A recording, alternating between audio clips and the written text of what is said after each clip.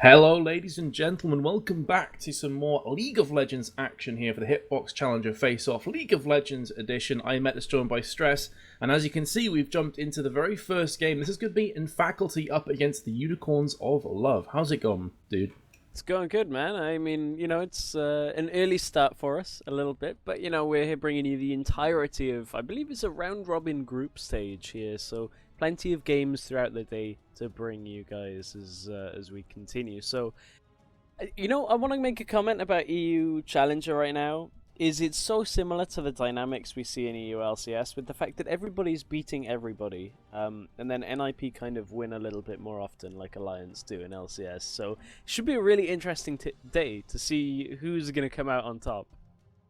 Yeah, that's actually a very interesting point that you raise. We just ourselves and also Hexa, who's producing, got back from DreamHack doing the League of Legends tournament, and there were a few upsets in there. And Faculty went 2-1 in the group stage, and they did actually go a pretty long distance throughout the tournament as well. So, as you say, I mean, upsets have been aplenty, and it's a very difficult scene to predict, in my opinion. Stress. Nothing's a no-brainer. You can't go into games like, okay, X team is definitely going to beat Y team, because you never really know.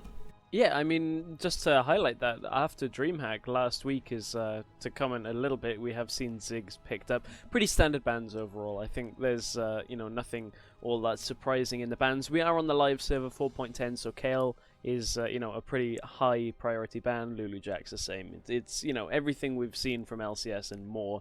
Dan is a pretty aggressive jungler here, so he likes to favor Jav and Lee Sin. Wouldn't be surprised to see some Rengar come in today, but I was going to point out that N Faculty earlier this week actually, I believe, 2-0'd NIP in the TSM tournament. So that's what I mean, is any team can seem to be taking games off any team in Challenger. Yeah, it's actually casting that game, and NIP were completely out of sorts. It's like their communication had gone. Both teams had a couple of substitutes in. Now, speaking of that, I believe, Stress, you can clear some of the confusion here because there's some strange names, to say the least, in the champion select. Steelback was also subbing in for Faculty over Cedrian the last time I casted them, so I know that he's a sub, but the rest I'm not too sure about. Yeah, that would be the same for the last time I casted them. I believe these are permanent additions to Unicorns of Love. So the jungler is Dan, who has played on a couple of teams, plays a lot of solo queue jungle. A lot of people may know him from there. Final Aniki, I've seen him a couple of times in games, but not had too much actual experience with watching him play that much. So it's one of those things that it's a player that maybe I'm not too familiar with, but I'm sure all of these guys have played games and games and games with on solo queue.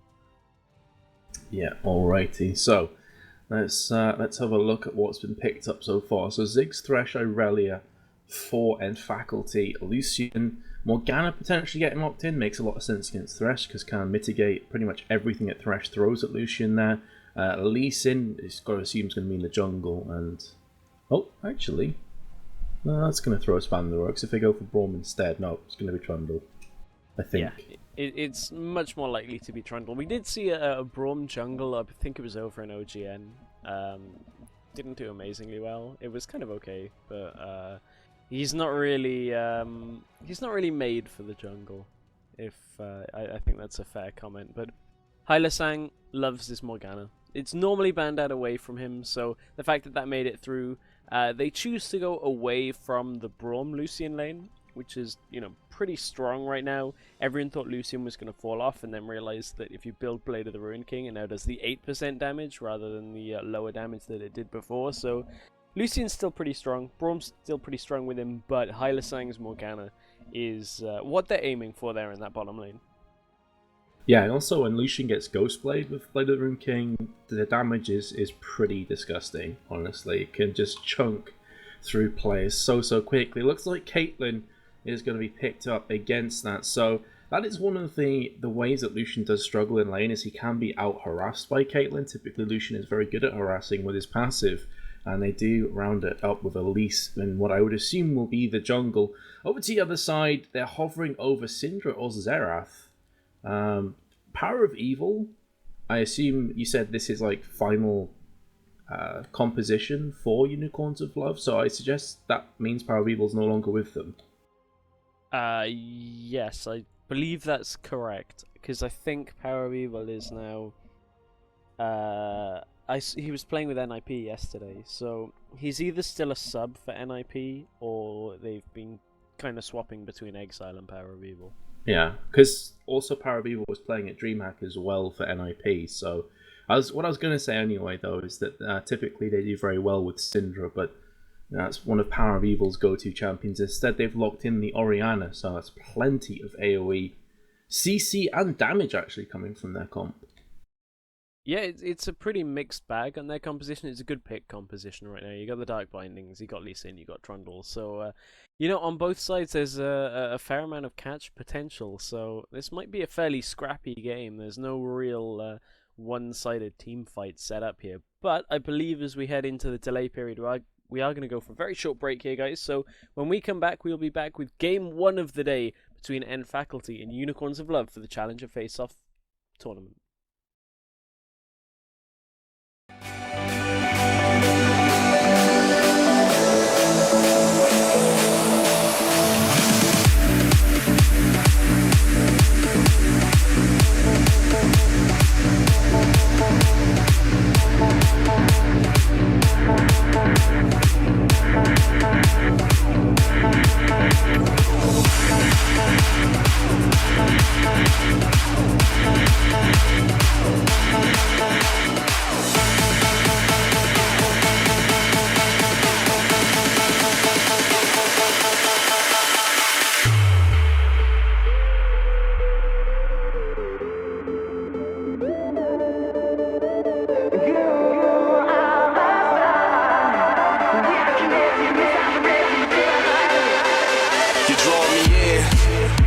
Slow down, no. Can you feel it too? There ain't no stopping now. Feet off the ground, head to the sky. Yeah, wind by my side. You in my vision, directly we collide. You pull me in, I don't resist. Time seems to fly, but the clock doesn't tick. I crash into you, we both feel the hit. We both feel the way that our chemicals mix, and I wish that I just keep my eyes shut. Maybe this time you'll be enough. Without you here, I would never see the stars. I'm headed for ya, put on the gas. I'm coming straight at you, no looking back. You are my star. We are connected, missiles ready to the high. You are my star. We are connected, missiles ready to the high. Then we collide.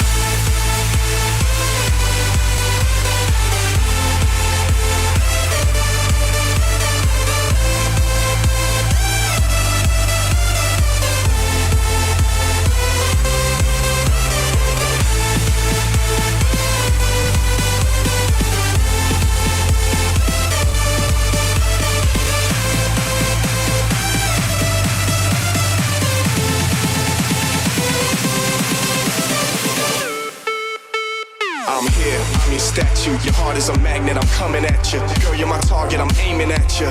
You're a comet, I'm trying to catch you. We can break any rule they ever taught you. Forget about anything they ever bought you. Cause me and you don't need a lot in this world to get by. Plus you know I got you, you pull me in.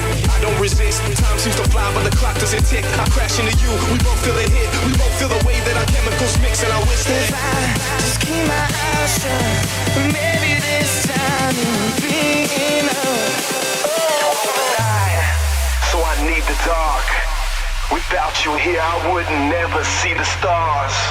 I'm headed for ya, put on the gas. I'm coming straight at you, no looking back. You are my star. We are connected, missiles ready to the high. You are my star. We are connected, missiles ready to the high. Then we collide.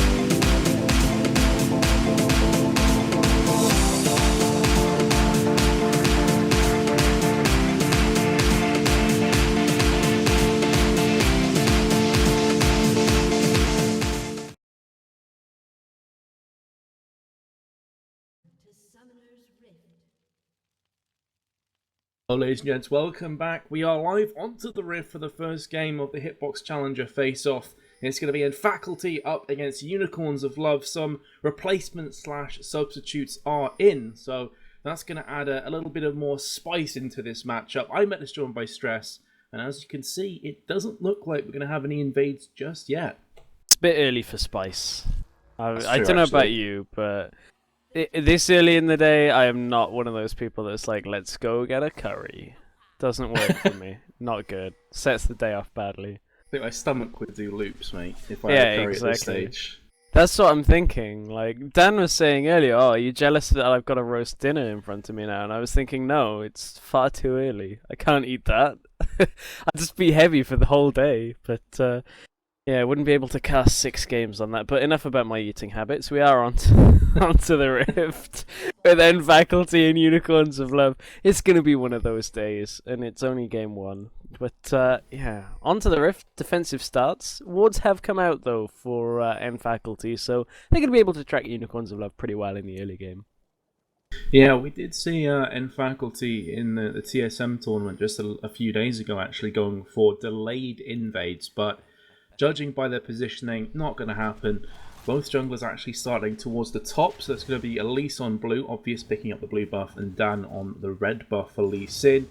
No lane switch-ups either, so we're going to have the duos at bot, and this should be quite an interesting one to watch.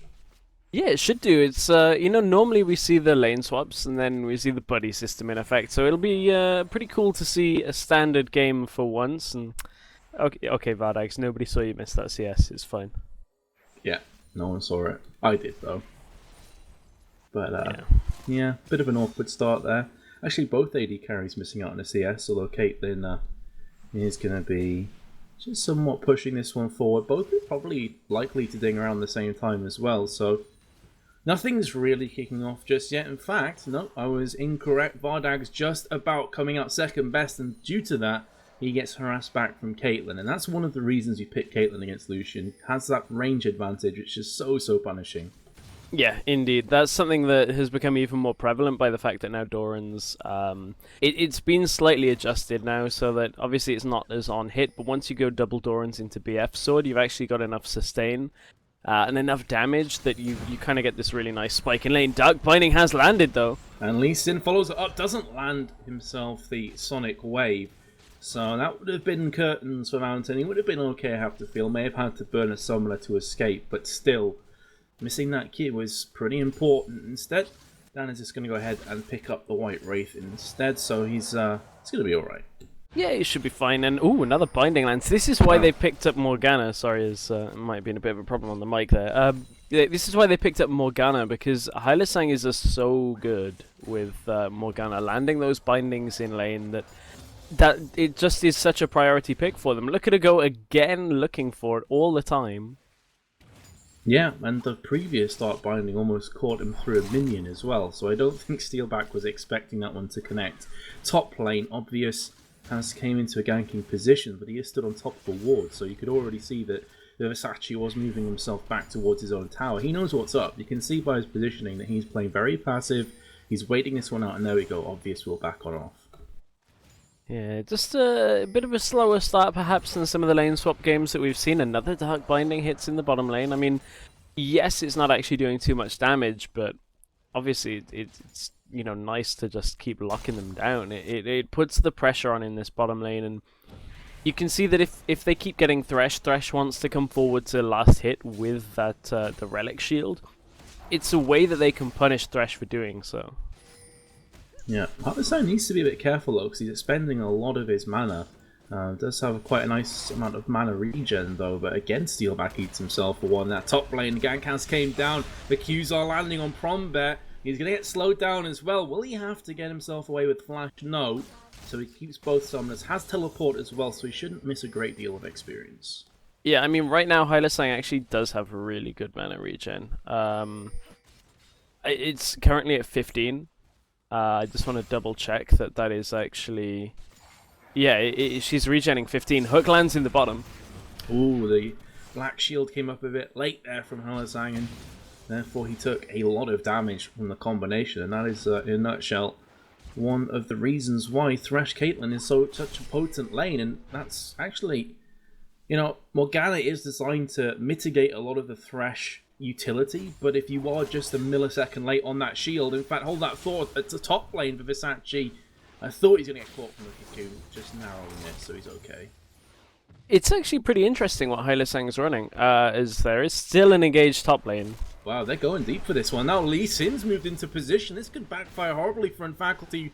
Repel used just to jump back on towards the minion, and now he's being chased down from Dan. They've turned it back around a number of times already. And both the teams are just dancing this one out. It appears that the action is going to subside, though. Couple of important cues missed by Dan though so far, so they need to tighten that up a little bit. So what I was going to mention is Hylasang is actually running a pretty nice mix of runes here. The blues, a 3 mana regen per 5 runes and 6 cooldown reduction. So he's actually got 5% cooldown reduction, around about an extra mana per 5-second regen, plus the masteries, plus health seals, armor, and then AP quints. So it's a really nice mix that just allows him to throw out those dark bindings more often. Oh, speaking of which, he had to throw it out there for Vardags, who got caught from the death sentence and ate a lot of damage himself. So Caitlyn's starting to stamp some authority at the bot lane. That's going to show in the CS difference already, is moving towards 10. And in the mid lane, actually, I thought some action was kicking off, but actually Lee Sin just moved in to have himself a gander at Ziggs, who was out of position anyway. Now I'm so used to you know, looking at the difference and then adding the relic shield on, but now thankfully they've patched that in. Yeah. So it is now 59 to 46. Otherwise, I was thinking, man, that's a huge disparity already. But thank you, Riot, you patched it into the game. We no longer have to make that mistake. Exactly, and that's the thing as well, that, you know, you did call this in Champions, that with the Blade of the Rune King changes, Lucian is still very much viable with that. Bilgewater Cutlass finished off with Vardags, whereas BF Sword for Caitlyn, so it should be quite interesting if they get into the fights at level 6, because you can have Soul Shackles from Morgana and of course the box from Thresh.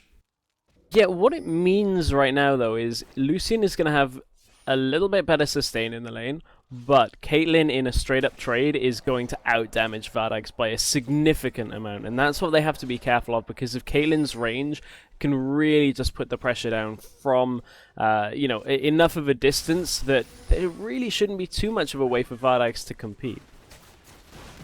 Yeah, and Balian, what it means, as Stress said before, is if Thresh gets a last hit with the Targon's Embrace, nice one. That's a nice one. Then basically Caitlyn is given the CS, so it basically comes up as if she got the last hit herself. So that's what Stress was going for before, and therefore you don't have to add on. So it's 71 CS, not 81. Otherwise, that would be a crazy amount of CS at 9 minutes through the game. Yeah, that would be a ludicrous amount, but. I mean, Vardags and Hylasang, the thing that they've got in their favor is the extra range on their support. Now, they don't have the extra range on Vardags at all, but Hylasang able to land bindings from afar is maybe able to set up something with Dan in a little while, but you know, good dodge on the hook. But this is a very passive game to begin with. It is all even. Here comes Dan. No, he's going to back up, but it's top lane where obvious. This is going to be painful, I have to feel that. It's a nice pillar though, actually, but Vivasachi's running the wrong way. He has flashed through the wall, very nearly falls down. Will be forcing out the flash as well from Obvious, who switches forms once again. And this should be a very dead Vivasachi jumping over a ward. Meanwhile, Dragon's been started and they pick it up on the side somehow of Unicorns of Love, and Trundle's survived so far. He can actually get away from this one. So he's brought his team up enough time to pick up the objective, and he will survive. How did that just happen? Man. So you'd expect Elise to catch because of the Boots of Speed, but Repel has such a long cooldown right now that Frozen Domain came up twice before Repel was actually available again. So the extra movement speed from Frozen Domain just got him away. That's pretty crazy. Unbelievable stuff there, Trundle. Wow. But that feels like that shouldn't happen, though. Like, what is the cooldown? Because Frozen Domain is 15 seconds. That's correct, yeah. I'm wondering whether Obvious didn't have mana. I mean, I that was one thing I wasn't watching. No, Obvious had full mana. Yeah, Obvious was in good position. I think what happened is that after Obvious flashed to follow up the flash from a Visachi, he kind of stalled and walked back into the bush again, which brought up about a second of time for Trundle to keep running. But the impressive thing for me is that Unicorns of Love, as soon as they saw two players at top, were like, okay, Dragon, right now. So they jumped on top of that, really made the most out of what looked like a sticky situation for a little bit there. Okay, so I just went back and rewatched it, so I do have to now catch up in time. Hopefully nothing's going on as I catch up. So what happened right at the end was as Frozen Domain came up a second time, Elise was still a little slowed by the pillar just as Repel came up, and it would have barely been out of range. Oh. It was milliseconds. Super frustrating then, plays right there. And that's not going to deter Obvious from continuing to gank. He now moves his way down to bot lane instead. So you can actually see that maybe Prawn Bear is now going to be in a lot of trouble. First Q's landed, Transcendent Blades comes out, and that will be first blood from Unicorns of Love. They'll feel like that should have been theirs. Doing Bottom faculty, lane. But now pushing in bot lane, as you say, lots of action coming down as well. Box has been utilized underneath the tower. There's the teleport from Visachi. He's pretty low though, so he can't afford to go too deep. And now Obvious and Steelback, they're interested in this one. They're going to lose that last minion though. Is Obvious going to fall to the tower? No, he does manage to get himself away. Kind of lucky that didn't re-aggro, but Obvious knew the timing between the towers, and I think at first that would have been a trade they would have been fine with. They went 1-for-1 in a 3v2, and then the teleport came out of Visachi and they lose another one. So to be honest, on the whole, everything considered there, Unicorns of Love come out behind on that engagement. Although they are still ahead from that dragon going down in their favor, they still would have liked to not lose a second there. Yeah, for sure. Lucian has just finished his Blade of the Rune King, so Vardag's coming back into lane. That's going to be a nice little spike for him, but on the flip side, Caitlyn with the Pickaxe and Berserker Greaves. That is still a volatile bot lane, to be fair. Also, components of Blade of the Rune King picked up for Vivisachi, who moves back into lane. Dan's just going to be farming up the minions, trying to keep this tower a bit healthier. It's a pretty big gold lead on the bottom lane for N Faculty right now. You can see 116 to 83 right now. That translates to nearly 500 gold between the AD carries, and considering Caitlyn has a far more expensive build path with the Infinity Edge or Cocoon. Well, flash through the wall from Aniki, and he should be alright, but that's still a summoner expended. Oriana's going to be a bit vulnerable now in mid. Yeah, considering the more expensive build path that Caitlyn is opting for, it's going to be a little bit longer that Lucian has before he can compete in this lane, but I'm kind of curious as to the Berserker's Greaves on Caitlyn. Normally when you're going Infinity Edge, you want to get the Infinity Edge as fast as possible, and I don't know whether the movement speed and attack speed are all that relevant right now for Caitlyn. I mean, they're nice, but typically you'll see it after the Infinity Edge. Yeah, I guess the idea is to try and duck and dive in between the Dark Bindings and Soul Shackles, but as I was about to make that point, Hell I Sang lands another binding on Steelback. I don't know how many that's been right now, but must be getting towards double digits. But yeah, I do agree. Typically you want to finish off that Infinity Edge, especially on Caitlyn, because it just makes your ultimate pack such a bigger punch. Yeah, I mean, it really just heightens everything that Caitlyn has as an advantage, and top lane, you can see Visachi's just going to try and wail on the tower for a little bit, but that's kind of how this lane is going to go. It's going to go back and forth, and then not a lot's going to happen without a jungler, to be honest. Yeah, it's that kind of composition at top, that kind of standoff where you don't expect too much. You know, maybe ultimates will be used, but you don't really expect somebody to fall down, especially with the items they've got so far. It doesn't scream burst damage to me. That's a war of attrition if ever I've seen one. Very similar to mid lane as well, which we haven't really touched on that much, but both mid laners farming very well actually. 166 to Ziggs, 152 to Oriana after 15 minutes. That is some scary farming.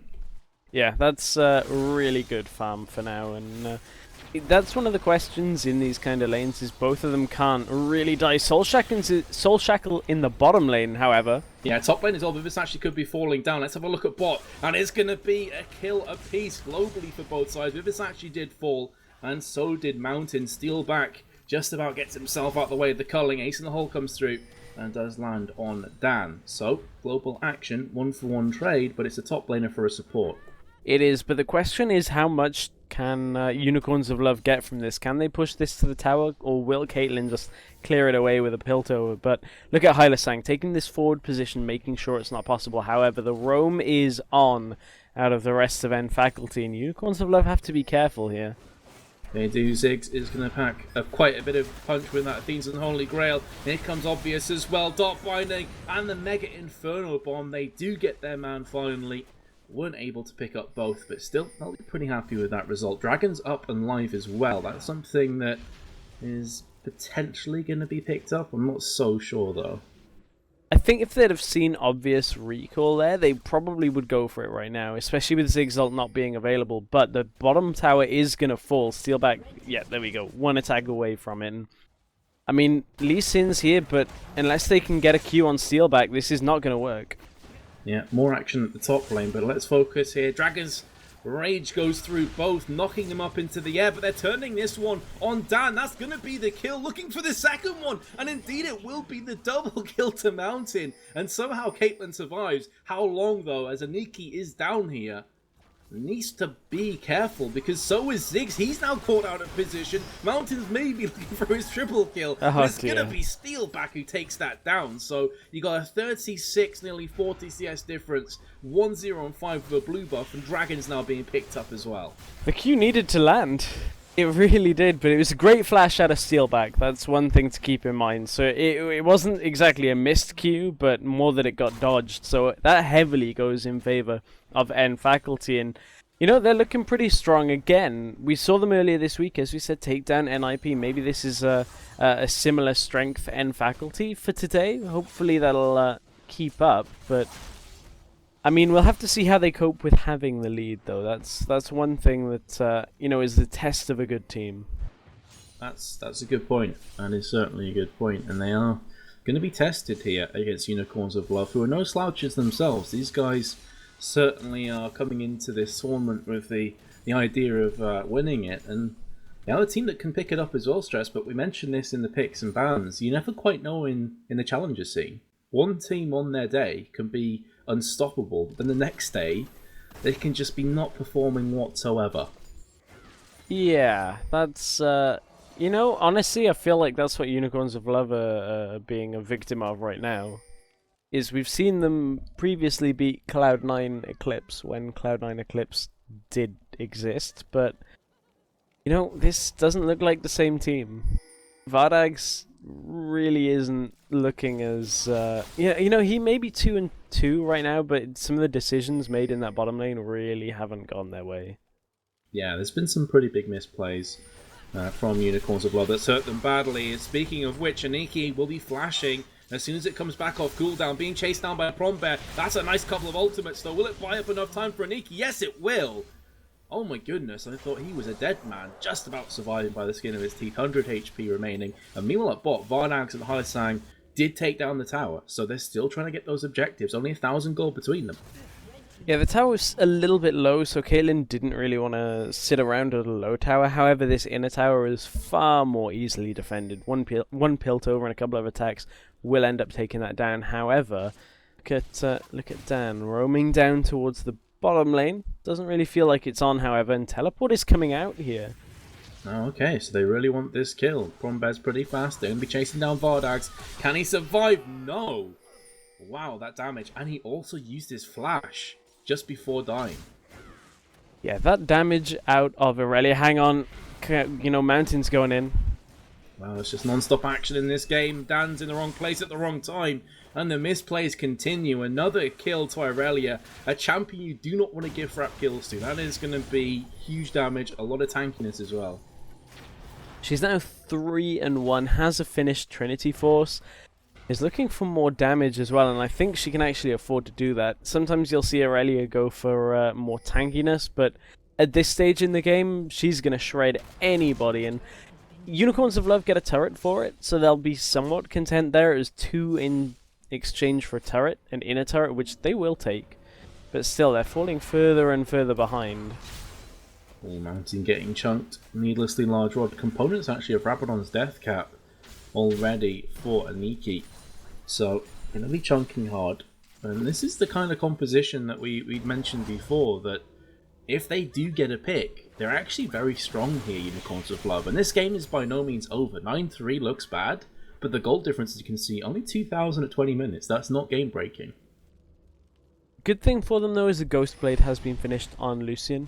That's a pretty important item. As soon as he hits that during fights, it'll spike his damage output quite significantly. So if they can get to a point where they can use that, that may be their saving grace, as he's one of the best position on the team, I would say.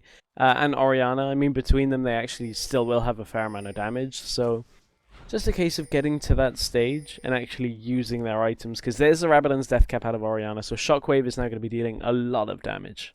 Oh man, Athenes and Rabadons at 21.5 minutes, that is brutal. If you land a full combo on the likes of Caitlyn, she is going to get shredded. Caitlyn, though, that's an Infinity Edge static shiv, so lots of wave clear with the Piltover Peacemaker, but also a lot of sustained damage in team fights if he can position well. Which, judging from the performance so far, I don't see why Caitlyn wouldn't. Ooh, Death Sentence narrowly missing on Hyla Zhang, who was cleaning out a ward, and the farming continues. The only problem with compositions like this that use the later game builds is that there isn't the greatest amount of peel on this team for Caitlyn. And by that I mean, yes, they've got Thresh, who has a lot of crowd control, but the amount of shields and heals coming out from this team aren't that great. So Caitlyn has to be very careful to be at the back and stay at the back and stay in a safe place in the team fight, because there's not going to be any added healing coming to her that you'd see out of a Lulu kind of composition. So that's one thing they got to be careful with, because as you said, it needs to be sustained damage. Ziggs may be caught out here. Well, he could have been caught out. Oh, nice mechanical play from Dan. He will be caught out as a result, but he goes 1-for-1. And that's not a bad effort from Ziggs at all from that position. And out top lane, obvious, can be ganking Vivisachi.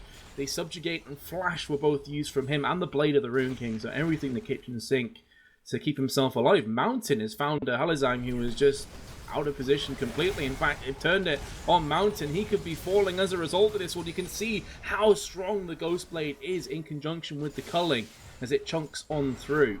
But somehow, nobody actually falls down in mid after that initial 1-for-1. I'm not sure what Mountain was really up to there, because he lanterned out behind him for Caitlyn. It was either a fake and they were trying to maybe, hold that thought, Prombear might be caught. So both teams just want constant action. Exhaust been used as well. Dragon goes down, so they want to pick up this kill as a result of that one, and they're unable to do so. And now they find themselves in a precarious position as Obvious is coming round. There is a teleport though from Vivisachi. They want to try and engage off this, but Vivisachi doesn't have his ultimate. So they do still need to be very careful. Another thing I'd like to highlight as well is that Orianna, Aniki completely whiffed his ultimate in mid. The Shockwave missed everything.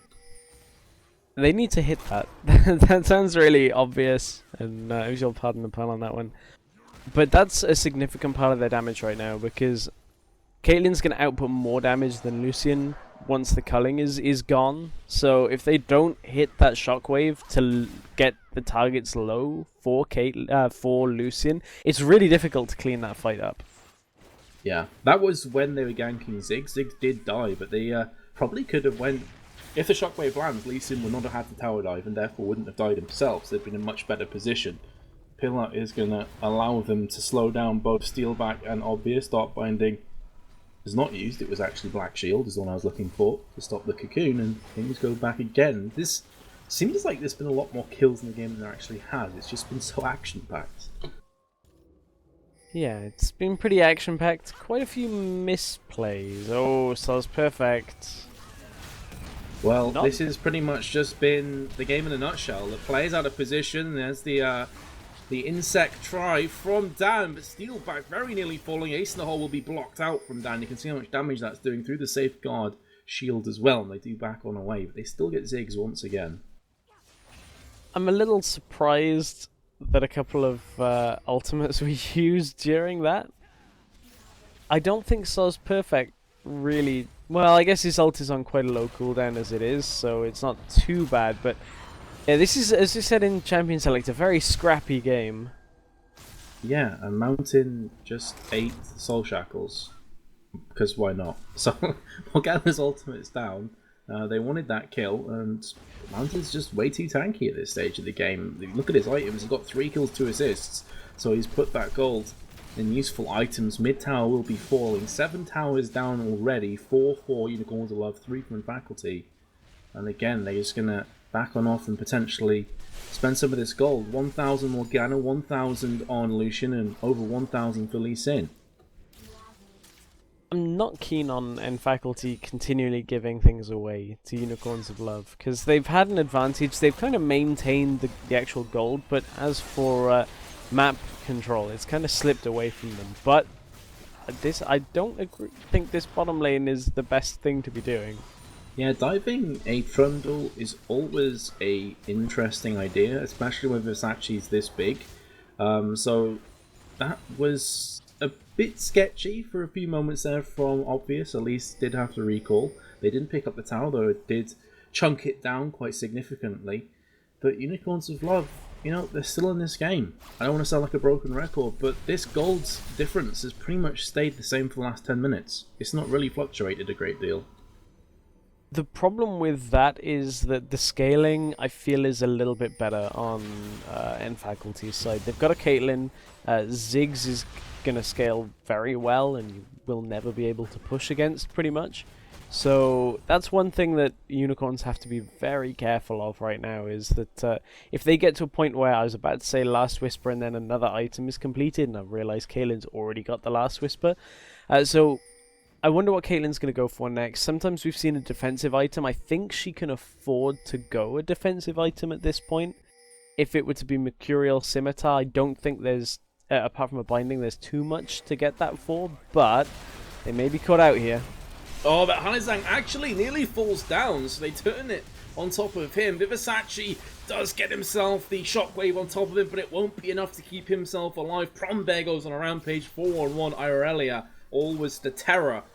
But even though the kill goes down, they can't really afford to chase because there's a couple of low members. So instead, they're going to just push mid and try and get this tower. Oh, steal back getting chunked though from Oriana.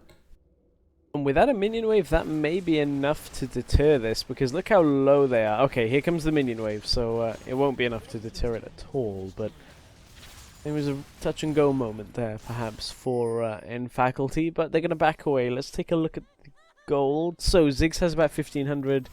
Irelia has 1,600. So they need a little bit of time to buy here. But if Unicorns of Love compile pressure on, they may get a turret in response. Yeah, that's a very good point. I do wonder as well if maybe instead of the Quicksilver Sash, maybe something like Banshee's Veil would be useful for Caitlyn. I mean, what's your take on that item? Do you think it is viable in this situation? Yeah, I think there's 3 primary defensive items you can go. That kind of depends on the composition. So you're looking at Mercurial Scimitar. Mountain. Not much to say about that. That could be Baron, actually. Yeah, that's why he's in that position. They have no ward coverage. He was trying to get a ward down. But it looks like they're going to bait this one again. Oh, if this works again. Okay, Obvious has now figured it out that it's a bait. So, yeah, Quicksilver Sash into Mercurial is one item that I think would help against the Dark Bindings. Perfect might be caught. Oh, the Q connected. So Satchel Charge is just not really that important.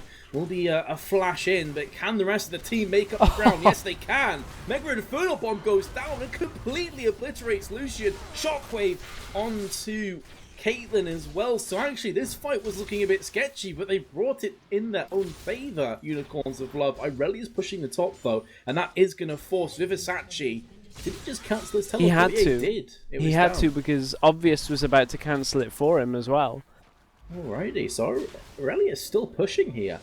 They're trying to do as much harassment as possible to keep them here. Obvious finds out the volatile spiraling. No one's in that push, but Oriana actually. Prombear will get this. Yeah, this is a very interesting play, I've got to say, from Unicorns of Love. I think they overcommitted in mid. This has just been my brain. I thought at first that was a catch, and then Unicorns just kind of overcommitted, lost 2, couldn't get Baron. Then somehow didn't get back in time, and again, End Faculty didn't cancel the recall on Trundle, otherwise that would have been an inhibitor. And it was pretty obvious where he was recalling, so I'm lost on that. But it's early in the morning, and we're having plays like this. It does not compute, mate. It is. I'm trying to keep track of everything, but we were talking about defensive items. Now, the other option isn't exactly a defensive item. It's very much so offensive. But the other thing that a lot of people have favoured is Blade of the Ruined King next. Because it gives you the movement speed buff once you use the active, helps you get away from anybody that's trying to stick onto you. So while it's very much offensive, it does have that utility aspect to it as well. Yeah, that's a very good point. It allows you to be aggressive. Of course, you get the extra attack speed as well, so the procs potentially, the crit strikes, coming out thicker and faster. And as you did mention before, it's not a kind of composition that has tons of CC that they're able to kind of interlock on top of your AD carry. So from Caitlyn's perspective here, it's like, no, I could go for a defensive item, or I could go for Blade of the Ruined King and just be that much stronger. Other option, which, wow, okay, that's starting to do so much damage. Other option, which I'm not expecting, is the Bloodthirster. Again, that gives you kind of a shield, but it's not a defensive item as such. So there are actually, once you get to 4 items, or building your 4th item, there's actually a lot of options right now for AD carries, which is really cool to see. Yeah, which is one of the reasons why I think a lot of ADs were kind of happy with the Bloodthirster changes. Obviously not if you double lift, who absolutely despise the changes, but you know, a lot of AD carries, and from a spectatorial viewpoint as well, this does open things up nicely. It's no longer a case of, okay, you know, Lucian's going to go Bloodthirster into Triforce. I mean, that's no longer the case anymore. As you can see here, it's Ghostblade and Blade of the Ruined King were the first 2, and the Last Whisper as well. So, also important to mention that he's going to be dishing out a fair amount of damage himself, and we've already seen that Orianna's able to pretty much burst someone from 100 to 0 if she gets in that full combination. I feel like Freeze will feel a little hard done by. He was building Ghostblade on 4.9 before it was cool. That's true. A pioneer, if you will. He didn't even know it was going to be as strong as it is. And also the interview you did with him at DreamHack, where he's like, I will make Draven viable. Not anymore, mate. If he still Not anymore. Oh man, that was a kick to the plums, if you will. Now, Aniki has found himself obvious. A wild spider appears, but Cocoon did not land. And again, we have that dance kicking off around Baron. Both teams are capable of doing it very quickly, but not while the other team is alive and kicking. That's way too scary. Yeah, a little bit scary on that. Also, speaking of the new items, I'm a little disappointed that Essence Reaver just is not... Oh, Aniki. I don't really understand why he's there, and he's going to get punished. And because he's been caught out, this could be the green light for Baron. They're still pretty strong, but I mean, the Shockwave was a massive deterrent. It's no longer available for the next 40 seconds. Yeah, that is going to be a Baron. And save a Miracle Steal here. They need to clear the wards out. Yeah, okay, there we go. They're putting wards into the pit and not getting cleared out fast enough. Like, that needs to... You can't give your opponents vision on the health of Baron. There come 2 over the back. Dan. Oh, if they get Dan, this is a secured Baron. Oh, it is, especially the Mega Inferno Bomb coming across as well. Vardax will be falling from that bouncing bomb, and they get the Baron. So everything going into the hands of End Faculty. This is a massive shift. And now suddenly 10,000 gold difference. And it just goes to show that a couple of mistakes at this level of play, at this stage in the game, can prove to be completely devastating. Open inhib as well, as long as they dodge a shockwave. That's pretty much the only thing that will stop them right now, because they could look to pick off either Orianna or Trundle right now, but they are going to back away. They don't actually have a minion wave because it's so far back in the lane, so I think that's a safer option. But that's near fatal damage here in favour of End Faculty. I'm trying to rack my brain and figure out what Aniki was doing in the mid, and I can't really come up with an answer. Like, he was just farming, which, fair enough, you want to get those delicious CS, but in doing so, you've just lost yourself an inhib, a Baron, and 4 players on your team. I was wrong. It is a Bloodthirster on Caitlyn. Wow. I did not see that one coming. I mean, a lot of people have said it's a viable fourth option. It's obvious. Well, this is one way of trying to turn this game in their favour of Faculty, but even if they do get this pick, it's going to be at a huge cost, and they don't get it. Dark Passage coming good, and now they could very well re-engage here. Ace of the hole, chunking Morgana so hard. Culling's been used. It's only going to land on Mountain, though. And honestly, and Faculty are going to be fine with that trade. Yeah, they really well. That was so smart. They knew if Elise had nothing to repel to, so put down the Lantern, put down the Ziggs ultimate as well. There's no way that Unicorns want to sit on that ultimate and take full damage from Ziggs. So really nice way of getting Elise out of that tricky situation. Well, they've chunked this middle tower down very, very hard. Oh, Death Sentence lands on Orianna. They didn't want to dive, not with a lack of a wave and Irelia at bot lane. That could have put themselves in a precarious position that they want to play safe right now. And I think that's the order of the day. I mean, you look at their comp, this is built around siege. Ziggs and Caitlyn can siege all day long. Yeah, indeed. And you can see that with top lane pushing in, they can just siege this and not worry too much. Irelia is going to deal damage. The kick goes in. They are maybe a desperation engage, but Ziggs gets complete control over Lucian, who falls. That's a lot of damage taken off the table, even though Orianna basically ultimates herself and does get a bit of damage down. It's nowhere near enough. That's a 4-for-1. This can actually be the end of the game right here, right now. Yeah, that is going to be the end of the game. It's going to be the surrender vote there. So, GG, well played, called by the Unicorns of Love, and Faculty in the first game of the day, looking pretty strong. Definitely strong. I would say, though, to play devil's advocate, that Unicorns of Love made some pretty huge misplays there, Stress, which I'm not going to say it played them out of the game, but it definitely gave huge advantages to Faculty, which in fairness they did use and they did run with. I think that's also something that Faculty have to be careful with as well, is they did have quite a few misplays themselves. Yeah, so we still have NIP coming up next, I believe. So plenty of big games throughout today for you guys. We're going to cut to a very quick commercial break and rejoin us. We'll be live for game number 2 in the Hitbox Challenger Faceoff. Don't go anywhere. We'll be right back.